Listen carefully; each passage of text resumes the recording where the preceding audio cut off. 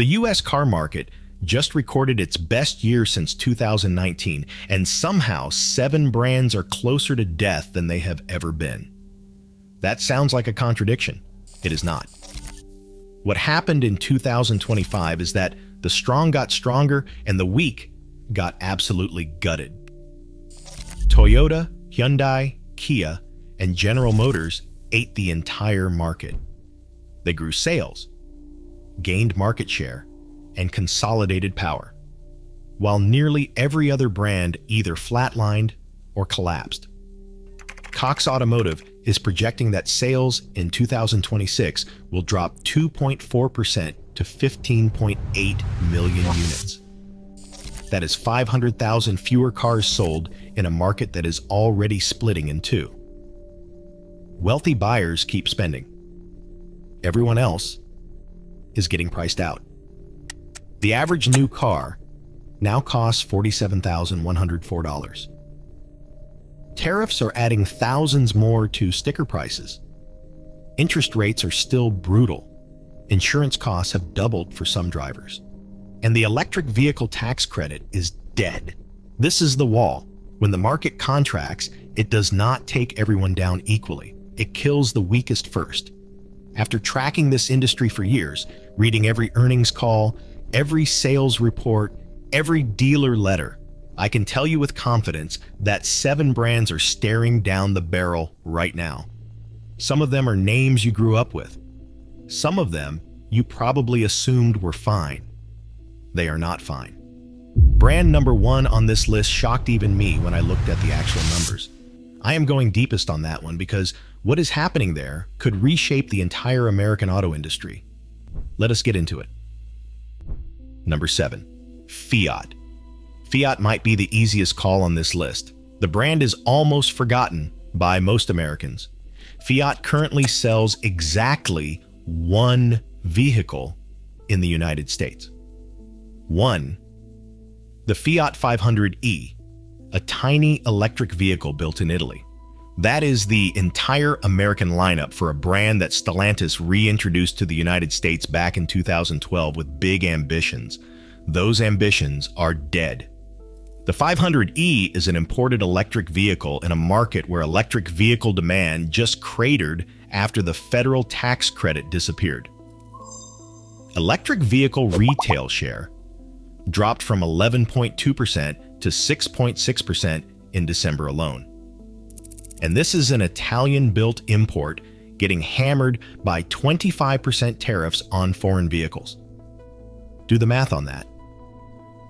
A small electric vehicle with a limited audience, built overseas with massive import duties, in a market that just lost its biggest purchase incentive. Stellantis has announced plans to add a second model, the Topolino, a mini car with a top speed of 28 miles per hour. That is not a typo. That is a golf cart with doors.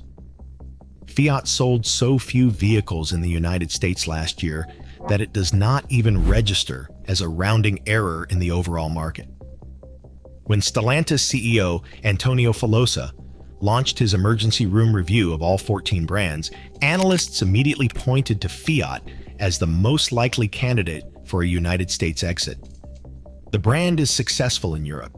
It has no business being in America. Not anymore. Fiat in the United States is not a car brand. It is a life support patient with no next of kin. Mitsubishi is a brand that survives on sheer stubbornness and not much else. US sales dropped 13.7% in 2025 to just 94,754 vehicles. To put that in perspective, Toyota sold more RAV4s in a single quarter than Mitsubishi sold across its entire lineup for the whole year.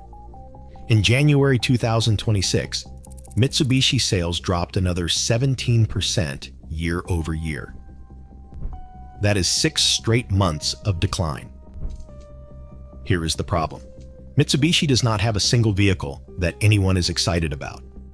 The Outlander is decent, but gets crushed in comparison tests by the Toyota RAV4, Hyundai Tucson, and Kia Sportage. The Mirage is one of the cheapest cars on sale in America, but cheap does not mean good value when the competition has leapfrogged you in quality, technology, and safety features. Mitsubishi's strategy for years has been to exist at the bottom of the market, offering low prices and long warranties to attract buyers who cannot afford anything else. The issue is that Hyundai and Kia now own that space, and they do it with dramatically better vehicles. When a Kia Seltos offers more technology, better safety ratings, and a more modern driving experience for essentially the same money, there is no reason to walk into a Mitsubishi dealership. Mitsubishi's global parent keeps the US operation alive because it provides volume, but at 94,000 units a year and falling, the math stops working. Dealer inventory sits at just 27 days, which sounds tight until you realize it is because they are barely shipping cars here. If 2026 market conditions tighten the way forecasters expect, Mitsubishi does not have the product, the brand equity, or the pricing power to compete. They are a brand running on fumes in a market that is about to get a lot more expensive. This one is going to upset some people. Volkswagen had a terrible 2025, so US sales dropped 13% for the year, with fourth quarter sales falling for the third straight quarter. The brand ended December sitting on 78 days of inventory, one of the highest levels of any brand on the market. For context, Toyota had 25 days of inventory. That is the difference between a brand people are lining up for and a brand people are walking past. And then came January 2026. Sales dropped another 9.5%. Jetta sales cratered 44% in the fourth quarter. The Taos fell 9.5%. These are supposed to be Volkswagen's affordable high-volume models. They are not moving. Here's what happened. Volkswagen builds the Jetta, Tiguan, and Taos at its factory in Puebla, Mexico. Every single one of those vehicles gets hit with a 25% import tariff coming into the US. That is thousands of dollars added to every car before it even reaches a dealer lot. Volkswagen has publicly said it will not raise prices amid consumer tariff concerns, but absorbing that cost is bleeding the company dry. Volkswagen also went all in on electric vehicles at exactly the wrong time. The ID.4, built at their Chattanooga, Tennessee plant, was supposed to be their US volume electric vehicle. But with electric vehicle demand collapsing after the tax credit expired, that bet has not paid off. Meanwhile, Volkswagen does not have a strong hybrid lineup to fall back on, which is exactly what the market is demanding right now. Toyota's electrified mix accounted for 47% of its sales in 2025. Hyundai's hybrid sales surged 71%. Volkswagen brought a battery to a hybrid fight. Now, will Volkswagen disappear from the United States entirely? Probably not. The brand has too much global scale, but their US operation is hemorrhaging market share, sitting on unsold inventory and getting crushed by tariffs on their Mexico-built lineup. Without a dramatic course correction, Volkswagen in the United States could shrink to irrelevance, and in this market, irrelevance is the first step toward the exit. I remember when Infiniti was the brand that young professionals aspired to. The G35, the G37, those were cars that made people's heads turn. That brand is gone. What is left is barely recognizable. Infiniti sold 52,317 vehicles in the US in 2025, down 0.5%, with 8 consecutive quarters of declining sales. To put 52,000 units in perspective, Genesis, a brand that did not exist 10 years ago, outsold Infiniti with 82,331 vehicles and a 9.8% growth rate. Genesis is gaining. Infiniti is fading. The QX50, which was supposed to be Infiniti's bread and butter compact luxury crossover, saw sales plummet 45% to just 5,901 units. That is catastrophic for what is supposed to be a core product. The only bright spot was the redesigned QX80, up 31%. But one SUV cannot carry an entire brand. Infiniti's problem is its parent company. Nissan is in a full-blown financial crisis. The company posted a net loss of $4.5 billion last year. They are cutting 20,000 jobs, closing 7 of 17 factories, and selling their own headquarters building in Yokohama to raise cash. A senior Nissan official said they have 12 or 14 months to survive. When the parent company is fighting for survival, the luxury brand is the first thing that gets starved of resources. Infiniti is not getting the investment it needs for new models, new technology, or competitive powertrains. Nissan has 0 hybrid vehicles on sale right now, while every competitor is riding the hybrid wave. Infiniti is a luxury brand attached to a sinking ship.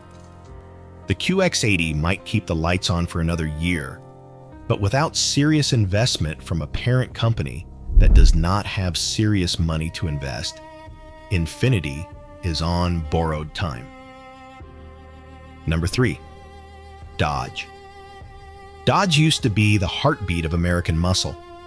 Now it is the cautionary tale of what happens when you abandon your audience and chase a future nobody asked for.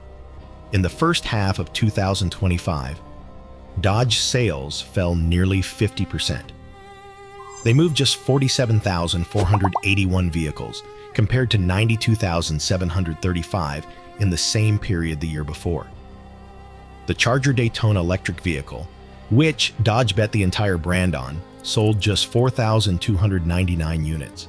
That is not a slow start. That is a rejection. Dodge killed the Hemi V8 Challenger and Charger to make room for the electric Charger Daytona, and the market punished them for it. Enthusiasts felt betrayed. Casual buyers did not see the point of paying muscle car money for an electric vehicle when they could buy a Tesla for less, or a Mustang with an actual engine. The base RT trim of the Charger Daytona has already been canceled for 2026 due to weak demand and tariff pressure on the Canadian-built model. Now Stellantis is scrambling. They have announced that a gas-powered Charger is coming for the 2026 model year, essentially admitting the all-electric pivot was premature. They are also bringing back employee pricing for all customers on eligible Dodge models, which is dealer code for "we cannot move these things." Dodge's problem runs deeper than one bad product decision. The Hornet crossover, which was supposed to bring new buyers into the brand, has been a disaster. Production of the 2026 Hornet has been delayed. Dealers are trying to clear remaining Hornets and plug-in hybrid models off their lots at steep discounts. When your entire lineup is either a flopped electric vehicle or a delayed crossover, you do not have a brand. You have a problem. Stellantis Chief Executive Officer Antonio Filosa has made clear that 2026 is the year of execution. He is trying to right the ship with new gas-powered models and better pricing. But Dodge's U.S. market share has been in freefall as part of Stellantis's broader collapse from 12.5% share in 2020 to just 7.7% in 2025. The iconic brand is not dead yet, but the next 12 months will determine whether it has a future or becomes this generation's Pontiac. Chrysler is the most endangered nameplate in the American auto industry, and I do not say that lightly. This is a brand that celebrates its 100th anniversary this year, a century of history, and it might not see 101. Here is the reality. Chrysler currently sells exactly 2 products in the United States, the Pacifica minivan and the Voyager, which is essentially a stripped-down version of the Pacifica. That is it. When the Chrysler 300 sedan rolled off the assembly line for the last time in December 2023. The brand lost its only non-minivan product. Total Chrysler sales last year were roughly 119,000 units. That is less than what Toyota sells of the Camry alone. When former Stellantis Chief Executive Officer Carlos Tavares was still in charge, he publicly questioned whether the brand should continue to exist. He said on an earnings call, "We cannot afford to have brands that do not make money. If they do not make money, we will shut them down." The plan to save Chrysler was the Airflow, an electric crossover concept that was supposed to bring the brand into the modern era. That plan was scrapped. The all-electric C6X crossover that was supposed to follow was also shelved. Stellantis has recently indicated that Chrysler will get 3 new models by 2027, but the details are thin and the timeline keeps slipping. Meanwhile, Stellantis phased out plug-in hybrid production for the Pacifica for the 2026 model year, citing weak demand.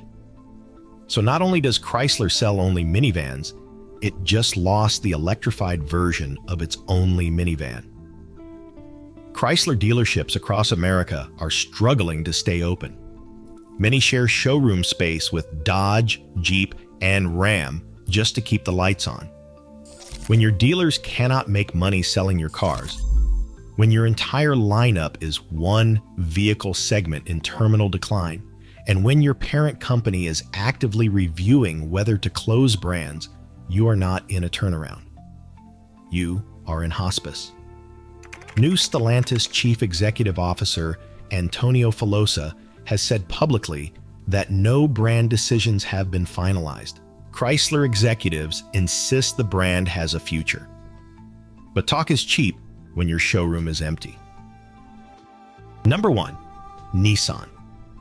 I saved this one for last because the scale of what is happening at Nissan is unlike anything I have seen in the modern auto industry. This is not a brand that is struggling. This is a brand that is fighting for its literal survival, and the clock is ticking. Let me give you the numbers that keep Nissan executives up at night. In fiscal year 2024, Nissan posted a net loss of $4.5 billion, the worst in over 2 decades. Operating profit collapsed by 87.7%. In the first half of fiscal year 2025, the company recorded an operating loss of 27.7 billion yen. Revenue fell 6.8% year over year. A senior Nissan official told the Financial Times that they have 12 or 14 months to survive. That statement was made in late 2024, and we are now inside that window. The company's response has been the most aggressive restructuring in its history, a plan they are calling Re-Nissan. Here is what it includes. 20,000 jobs eliminated globally, 7 of 17 factories permanently closed, a 70% reduction in parts complexity, development time accelerated to 30 months, engineering costs cut by 20%, and in an act that says more than any earnings report ever could, Nissan is selling its own corporate headquarters building in Yokohama, Japan. They will lease it back, but selling the building your name is on tells you everything you need to know about where things stand. In the United States specifically, Nissan's sales were essentially flat in 2025. The brand moved about 873,000 units, barely up 0.9%, while Toyota surged 8% and Hyundai and Kia each grew 7 to 8%. The Rogue, Nissan's most important United States product, saw sales drop 11.3%. That is the equivalent of your star player having his worst season, while everyone else on the field is getting better. Here is the deeper issue that nobody is talking about. Nissan does not have a single hybrid vehicle for sale in the United States right now. Not one. In a market where hybrid sales are exploding, where Toyota's electrified mix hit 47% of total volume, and where Hyundai's hybrid sales surged 71%, Nissan has nothing to offer. a Rogue hybrid, is reportedly in development for 2026, but the competition has been selling hybrids for years. Nissan is not late to the party. They missed the party entirely and are now showing up the next morning asking if anyone saved them a plate. Their failed merger with Honda earlier this year was supposed to be the lifeline. Honda wanted Nissan as a subsidiary.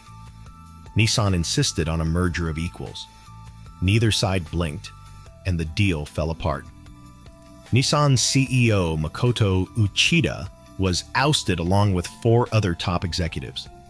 The new CEO, Ivan Espinosa, launched the Re-Nissan plan in May 2025, promising a return to profitability by fiscal year 2026.